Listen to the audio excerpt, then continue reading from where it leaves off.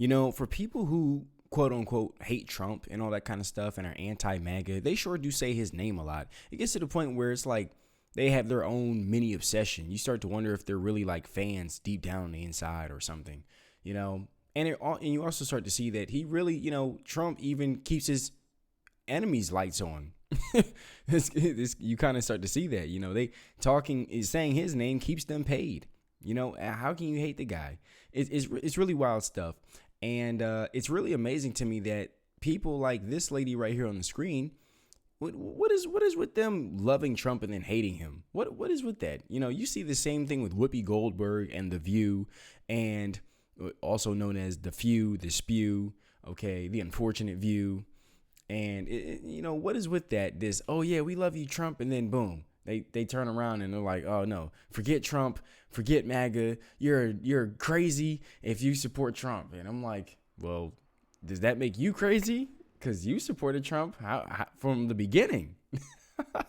It's crazy. If you guys are new here to the channel, welcome to the King Squad, the best reaction channel on YouTube. And if nobody told you, I hope you're having a great day. Be sure to like, comment, and subscribe. Share these videos, and be sure to tag me so I can see that and repost it and all that great stuff. Okay, so as always, shout out to the King Squad, and thank you to everybody who emails me, keeps me updated on what's going on, sends me feedback and all that kind of stuff, and just shares like appreciation messages and all that. Thank you to each and every single one of you guys. Nothing goes unnoticed.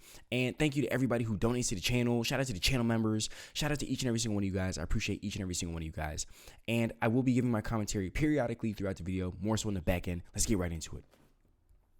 Yes, shout out to Benny Johnson, all right, for this awesome piece right here. So we're going to get right into it and break this thing down. Let's go. Old Oprah is eating crow today as she licks her wounds after a humiliating speech at the DNC last night, backstabbing one of her closest and oldest celebrity friends, Donald Trump. Now, Oprah is somebody who lives a life of dichotomy. So she gives speeches about how much she hates Donald Trump, yet you can go back in time and listen to Oprah literally beg Donald Trump to run for office. Would you ever?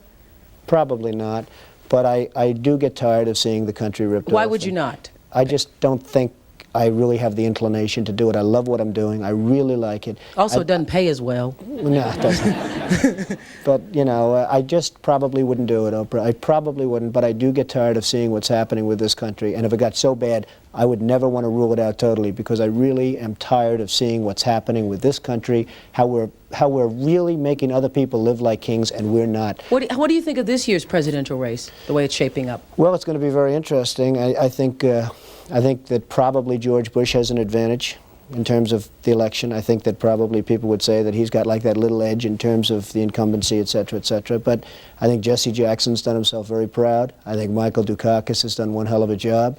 And George Bush has done a hell of a job. You know, they all went in there sort of as semi-underdogs, including George Bush, and they've all come out. I think people that are around all three of those candidates can be very proud of the jobs they've done. You've said, though, that if you did run for president, you believe you'd win. Well, I don't know. I think I'd win. I tell you what, I wouldn't go in to lose. I've never gone in to lose in my life. And if I did decide to do it, I think I'd be inclined, I would say that I would have a hell of a chance of winning, because I think people, I don't know how your audience feels, but I think people are tired of seeing the United States ripped off. And I can't promise you everything, but I can tell you one thing, this country would make one hell of a lot of money from those people that for 25 years have taken advantage. It wouldn't be the way it's been, believe me. Yeah, it's gotta suck to walk on stage, endorse Kamala Harris, who nobody knows and nobody knows anything about, and to betray the people who actually, you know, made you. And there's so many photos and so many clips of Oprah just gushing over Donald Trump. Look at, man, what is this? Were they together at some point? Like, wow, she's all over the guy. I mean, geez, let him breathe. Look at that claw on his shoulder right there. They loved Trump. As soon as he posed a threat to their power, then they turned on him like vicious animals. Oprah Winfrey endorsed Kamala Harris at the DNC. The Trump campaign responded by showing a letter that she had once written to Donald Trump.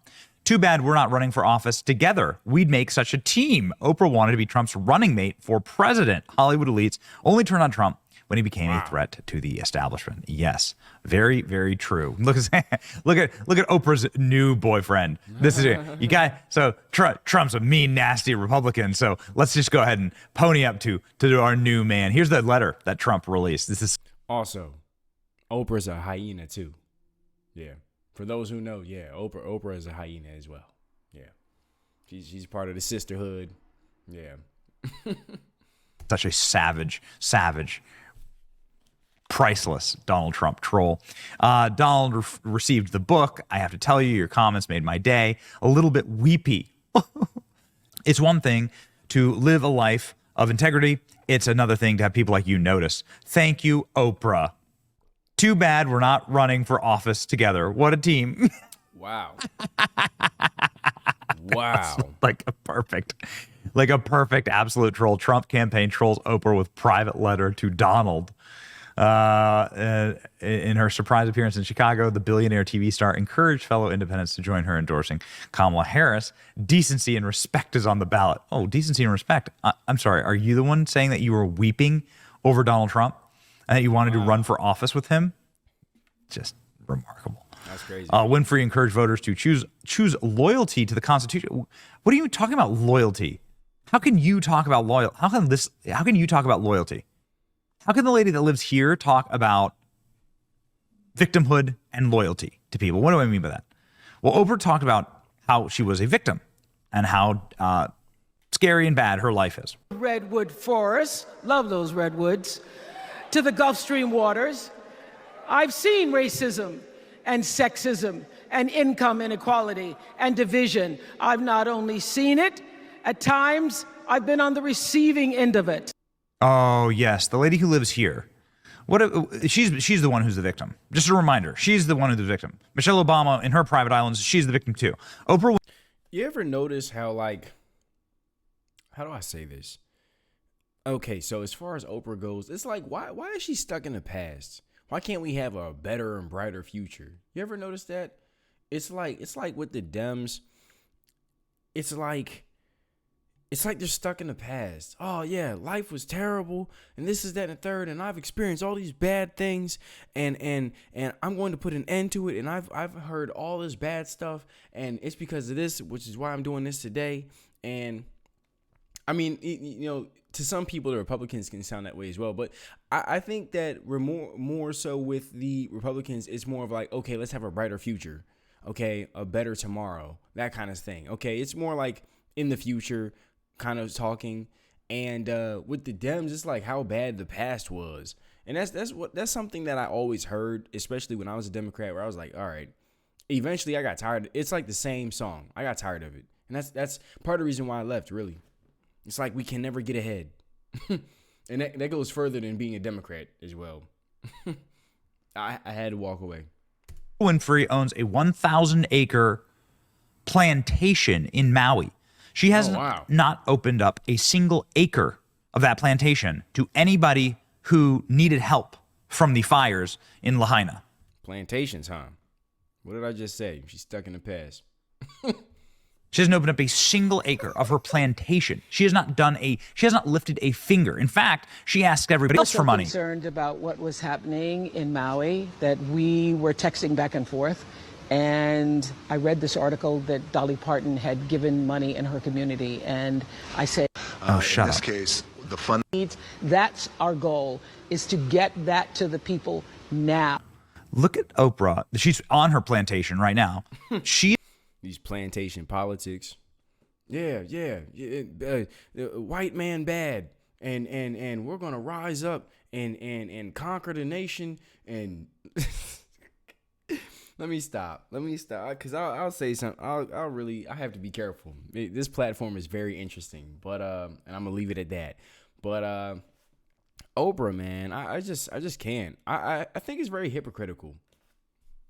He's a billionaire. You, a real-life, literal billionaire, could cut a check and buy every person a brand new home who lost their home in whatever space laser fires or whatever the hell happened in Maui. We don't actually really know. You could have done it. Oprah could do it.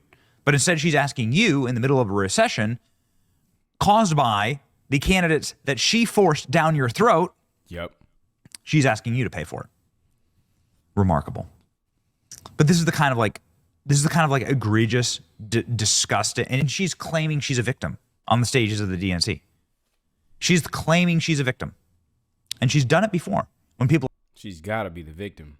attacked her over the wildfire fund, she claimed that she was a victim as well. I mean, the grievance Olympics that these people run themselves through. Wow. The victimhood obsession is like a drug. It's like these people are addicted. It's a mental illness. Really great point about being happier in the midst of an onslaught of being terrorized and vilified online. I will say this, I came out of this experience, I was just saying this to Arthur this morning, with so much more compassion. She's terrorized. So a bunch of people burned alive because of the environmental policies pushed by people like her. A bunch of people who are like hundreds of millions of people in this country are suffering because of the politicians that she supports. And Oprah tells you that she's being terrorized. Got it. Right. The lady with the plantation. The billionaire with the plantation that's half of Maui. Donald Trump, right to troll Oprah. She is such a fraud. Oprah endorses Kamala on stage at the DNC. Trump releases this letter. A perfect troll from Donald Trump. Oprah Winfrey rails against the man she once considered running for office with. That's what this is so great. This is now the headline across social media. Donald Trump, the art of the troll, making it look easy. So there we have it. Shout out to Benny Johnson. And as far as Oprah goes, didn't we just say that? Hypocritical and very two-faced, you know? And then as far as that Maui event went, she like owns like half the island, and she wasn't even letting people onto her property. Okay, if I'm not mistaken, that's what I remember. I remember that people were literally like struggling and like and like literally losing their homes and stuff, and here she is just having her property and all that kind of stuff, and do sunshine and dandelions, and everything is good in Oprah land. But I don't know about those peasants over there. That's wild to me. Isn't this the same lady that said, you get a car, you get a car, you get a car? Oh my gosh. I tell you, man, as far as Oprah goes, it's like how do I say this? Crack has nothing on that victimhood mindset. I tell you. She just has to play the victim. Hey, everybody's attacking Oprah. No, everybody's not attacking Oprah. And it's actually quite the opposite. You're attacking the people that are trying to stop people from attacking the people. I think I said that right. That's a mind maze in itself. Anywho, that's all for this video. Yeah, as far as Oprah goes, I really think that she's lost in the sauce. And that's just that. You know, I really don't take anything she says seriously, and neither should you. So there's that. And yeah, you know, people that are against Trump, I really am kind of baffled, because I really am like, you must just hate common sense, and that's really where I'm at right now. Okay, and that you know, when I look at Oprah, I just see another cheerleader for communism, another person who's pushing for socialism and all that kind of stuff. And that's really what I get from Oprah. You guys comment down below. What do you guys get from Oprah? What do you know about Oprah? You know, when did you stop watching Oprah? I think that's a very good a good thing to like talk about in the comments. So I really love seeing what you guys have to say about this. And that's all for this video. I hope everybody continues to have a great and blessed day and all that beautiful stuff. And I'll see you guys in the next one. Peace.